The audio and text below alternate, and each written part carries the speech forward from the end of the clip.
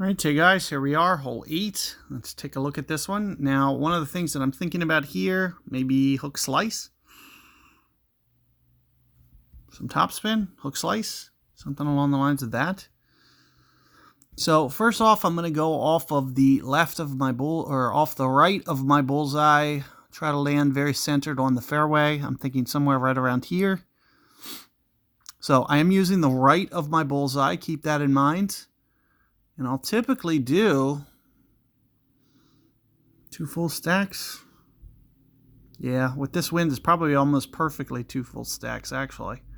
So let me try that. So 2 full stacks of bullseyes on top of basically just pointing the right of the bullseye right in the middle of the fairway. And let's just see how this works out. It looks like it landed rather centered. And as you can see, it just kind of shoots over here and gets well down here. So, keep in mind I had the right of the bullseye in the dead center of the fairway there, and then I did 2 full stacks of targets on top of that. It's relatively perfect, as you can see.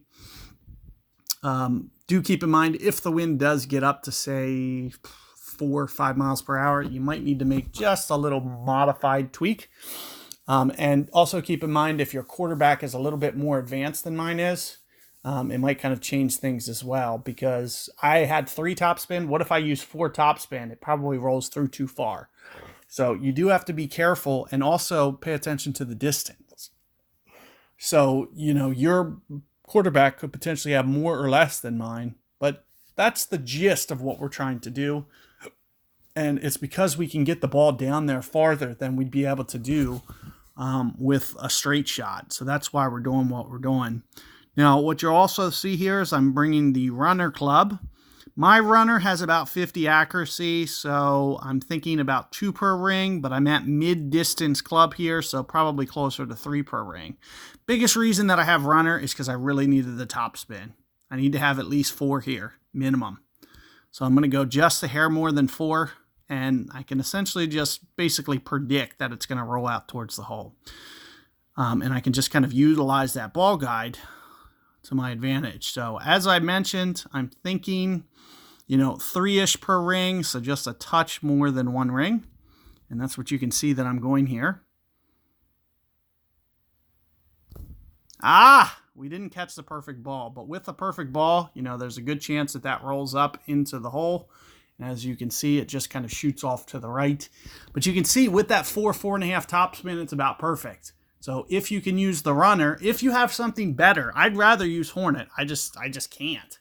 I don't have a Hornet that has that much topspin. That's the minimum topspin that I need.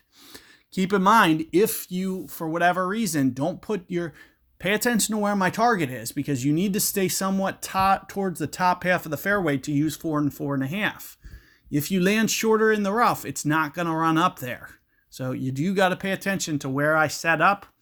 But if you have a better club, if you have a Hornet that has 4 topspin, obviously much better to use that. The accuracy is going to be a higher percentage, much easier to hold out.